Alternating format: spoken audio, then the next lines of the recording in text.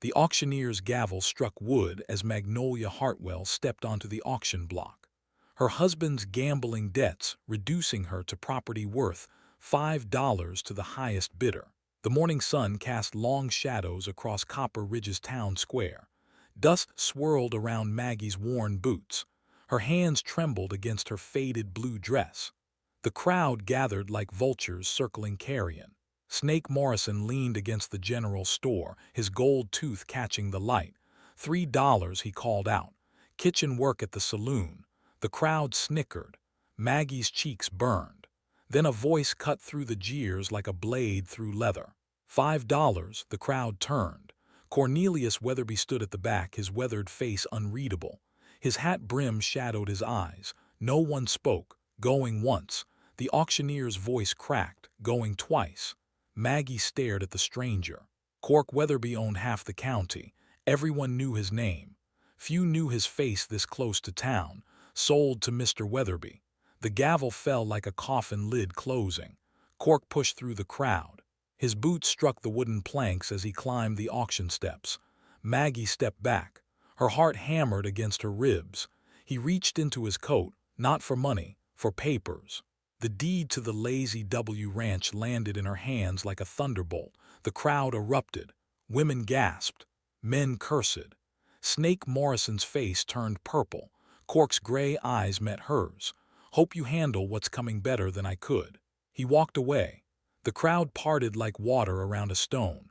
Maggie stood frozen, holding papers worth more than she'd see in 10 lifetimes. Mrs. Henderson from the boarding house pushed through the mob. "Child, what just happened?" Her voice shook. Maggie stared at the deed. The ink was still wet from the lawyer's office. This morning's date. Cork had planned this.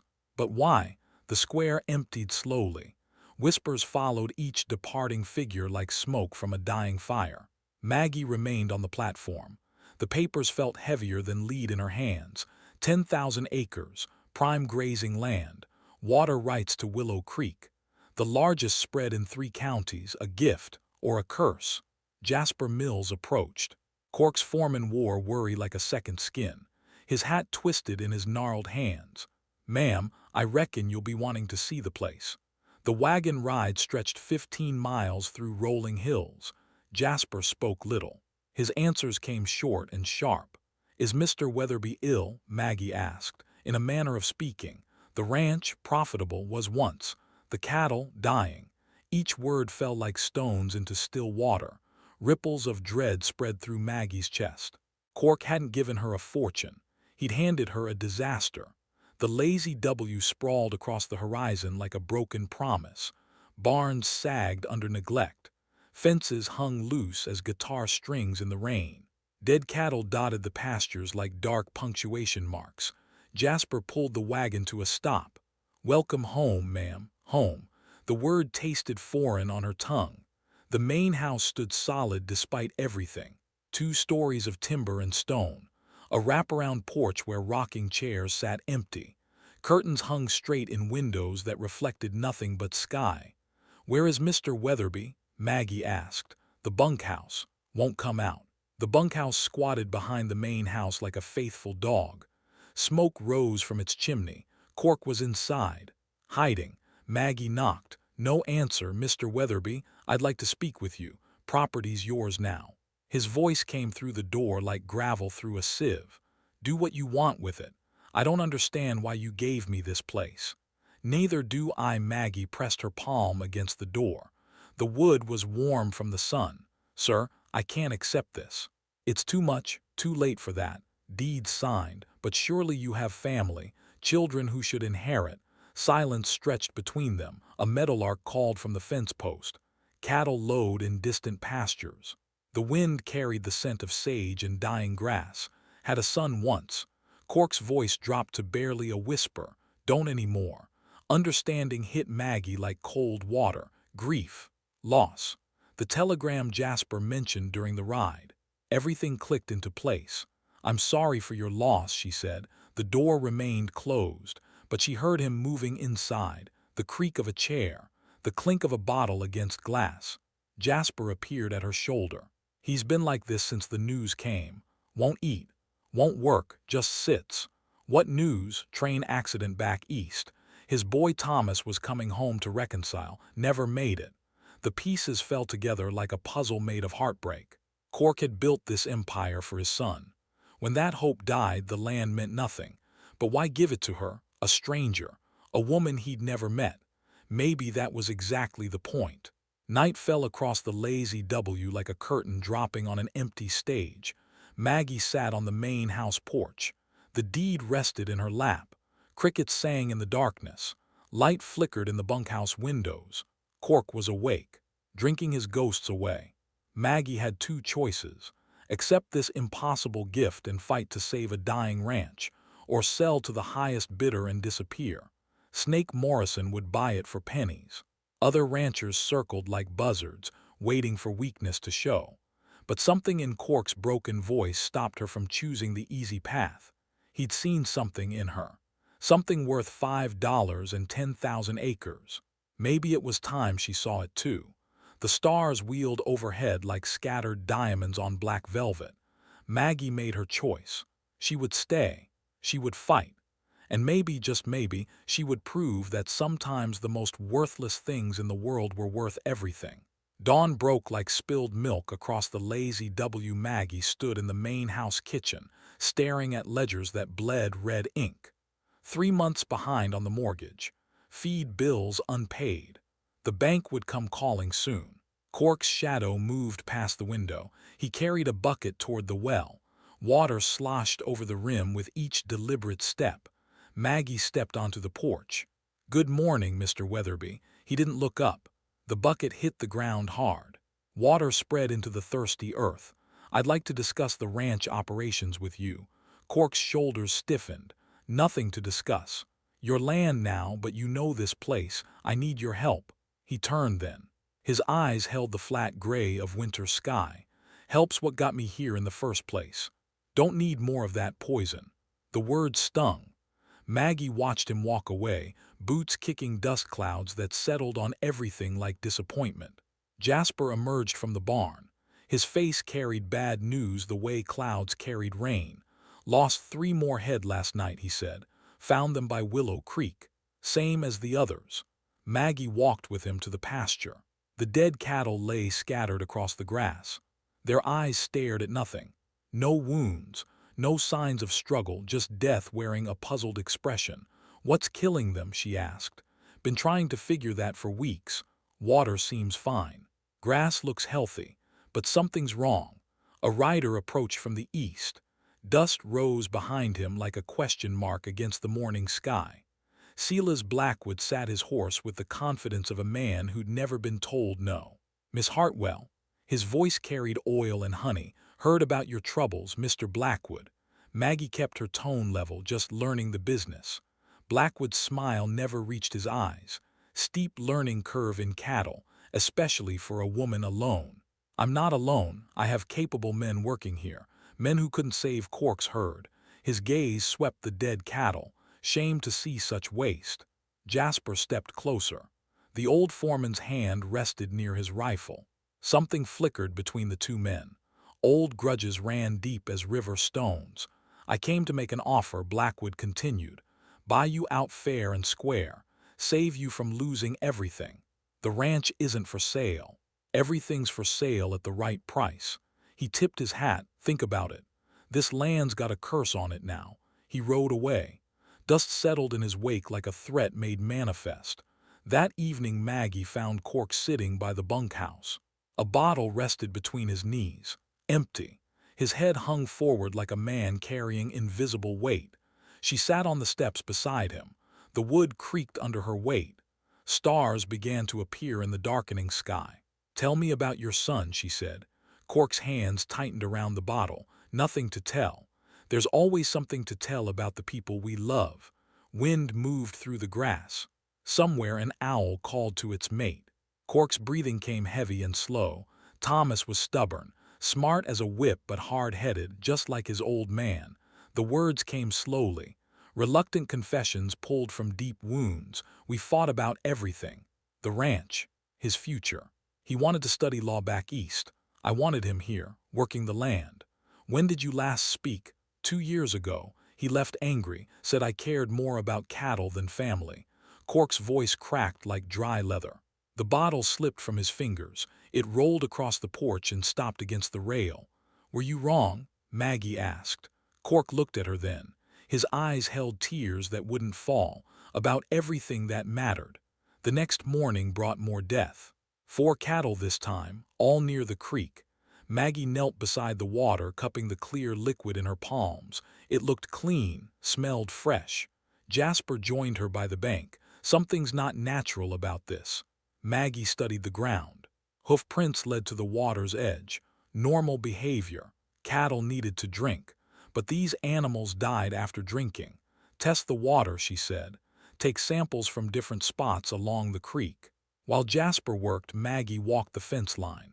The boundary between Lazy W and Blackwood's spread ran straight as a ruler.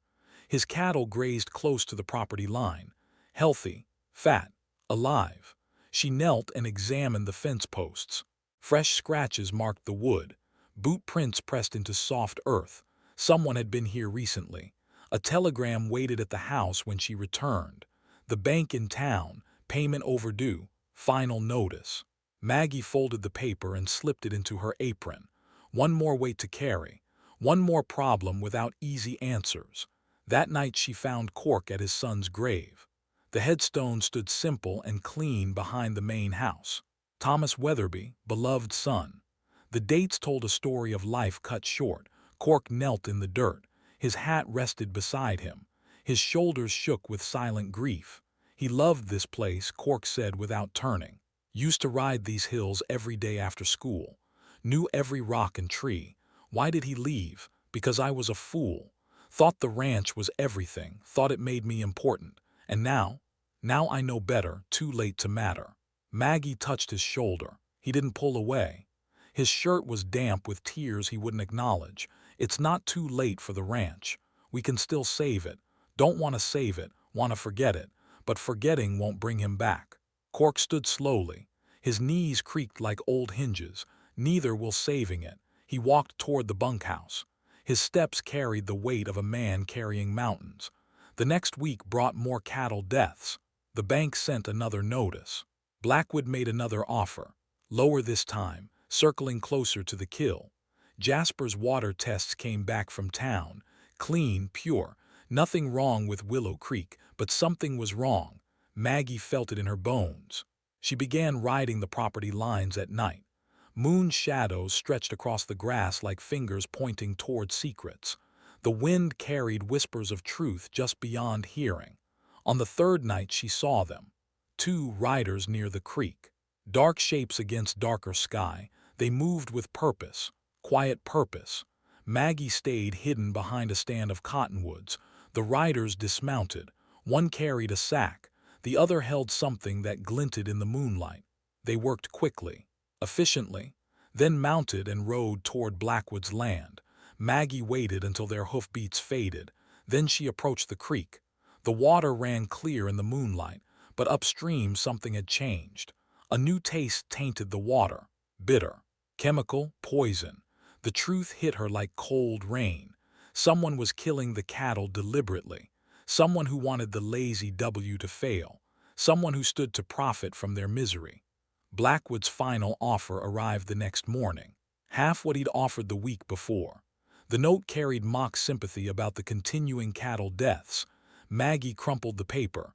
Her hands shook with rage, pure, clean, righteous. Cork found her burning the letter in the fireplace. What's that? Evidence, she said. Evidence that some people's greed has no bottom. Cork studied her face. Something had changed. The frightened widow from the auction block was gone. In her place stood a woman with steel in her spine. What do you need me to do? He asked. Help me save what's left. Help me fight. Cork nodded slowly. His hand found hers. Calloused fingers intertwined with work-worn palms. For the first time since Thomas died, Cork Weatherby smiled. The war for the Lazy W had begun. Cork and Maggie worked through the night. They diverted the cattle from Willow Creek to the old watering holes near the house. By dawn, their hands were raw from digging. Their backs ached from hauling stones to build new channels. The poisoning stopped. The cattle lived. For 2 weeks the lazy W breathed again. Calves frolicked in pastures that had known only death. Jasper's weathered face cracked into something resembling hope. Cork moved back into the main house. He took the small room off the kitchen, said it was practical, closer to the work, but Maggie caught him looking at Thomas's portrait in the hallway. The anger in his eyes had softened to something deeper, grief with edges worn smooth by acceptance. They worked side by side now, Cork's knowledge paired with Maggie's determination. The ledger still bled red but slower now. The bleeding might stop entirely given time. Time they wouldn't get. The sheriff arrived on a Tuesday morning. His badge caught the early light like a warning. Behind him rode Judge Morrison and 2 men in city suits. Their faces carried the satisfaction of predators closing in. "Miss Hartwell," the sheriff's voice held false sympathy. "I'm afraid we have legal papers to serve." The documents felt heavy as tombstones in Maggie's hands. A petition for mental incompetency, filed by concerned citizens of Copper Ridge. Cork Weatherby was declared unfit to make legal decisions. The deed transfer was void. Blackwood's signature headed the list of petitioners. Below it, a dozen names from town. People who'd watched the auction. People who whispered about the strange gift and the broken man who gave it. "This is wrong," Maggie said. Mr. Weatherby was completely competent when he signed the deed. Judge Morrison adjusted his spectacles. "That'll be for the court to decide. Hearing set for Friday. 4 days. 4 days to prove that a grieving man's generosity wasn't madness." Cork stood in the doorway. He'd heard everything. His face showed no surprise, no anger, just the tired resignation of a man who'd expected this blow. The legal party rode away. Dust settled in their wake like the residue of broken dreams. "I'm sorry," Cork said. "Should have seen this coming. We'll fight it. No point. Town's made up its mind." Maggie turned to face him, her hands planted firm on her hips, her chin raised in defiance. "I didn't survive that auction just to give up now."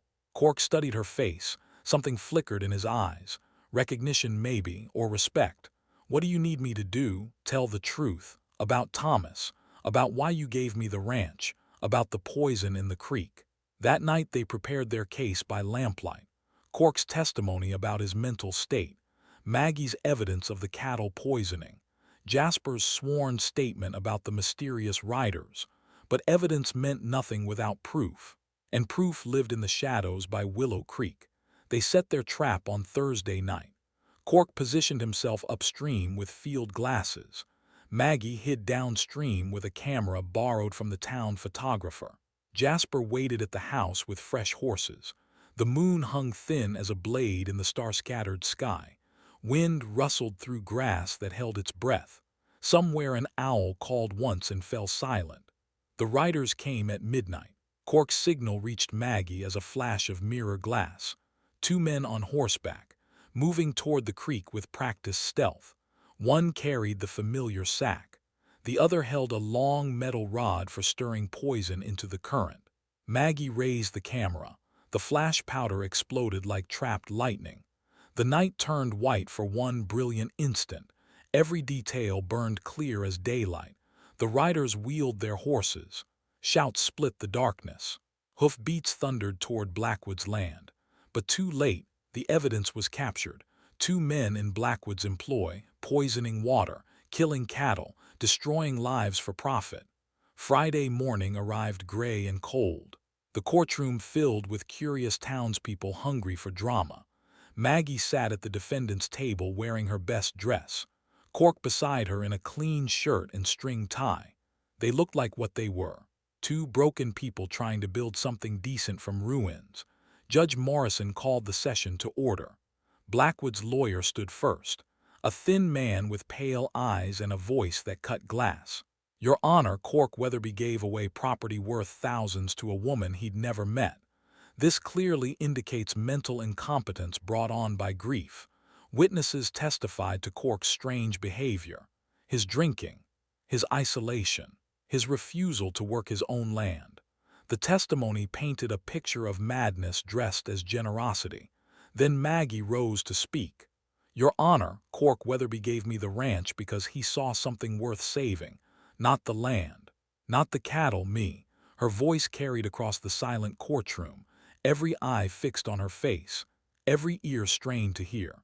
He saw a woman who'd been treated as worthless her whole life, sold at auction for $5, mocked for her size, dismissed for her gender, and he decided to give her a chance. Maggie produced the photographs from Thursday night, clear images of Blackwood's men poisoning the water, evidence of a conspiracy to destroy the ranch through sabotage. This wasn't mental illness. This was business sense. Cork knew someone was trying to steal his land, so he protected it by giving it to someone who would fight. The courtroom erupted. Blackwood shot to his feet, his face flushed purple with rage. Those photographs proved nothing, but they proved everything. The judge examined each image carefully, the poison containers, the familiar faces, the deliberate contamination of a neighbor's water supply. Sheriff, Judge Morrison said quietly, I believe you have arrests to make. Blackwood's men were taken in chains. Blackwood himself faced charges for conspiracy and destruction of property. His empire crumbled in the span of a single morning. The deed transfer was upheld. Cork's mental competency confirmed. The Lazy W Ranch belonged to Maggie Hartwell by right of law and justice. Outside the courthouse, Cork touched her arm. You didn't have to defend me. Yes, I did. We defend each other now. That's what partners do, partners. The word tasted strange in Cork's mouth. New, unfamiliar, but not unwelcome. That evening they sat on the porch of the main house. The Lazy W spread before them in the golden light of sunset. Cattle grazed peacefully by the clean creek. The ledgers were balanced. The mortgage was current. Cork looked at Thomas's grave on the distant hill. His son would never come home, but maybe home could still mean something. Maybe it could mean hope. Maggie rocked slowly in her chair. The same chair Cork's wife had used 20 years ago. Before sickness took her, before loneliness ate him hollow. We saved it, she said. Cork nodded, but his eyes held deeper truth. You saved more than the ranch. What else? He gestured toward the house, the land, the future stretching ahead like an unwritten story. All of it. The stars emerged one by one in the darkening sky. Two people who'd found each other through mutual need watched the night claim their hard-won peace. Tomorrow would bring new challenges. Weather, markets, the endless struggle of working land that gave nothing easily. But tonight they had what they'd fought for. They had won. Spring came to the Lazy W with news of Blackwood's conviction. 20 years hard labor for conspiracy and cattle poisoning. His remaining assets would pay restitution to ranchers across 3 counties. Justice wore the face of morning light on new grass. Maggie stood in the kitchen doorway watching Cork repair the barn door.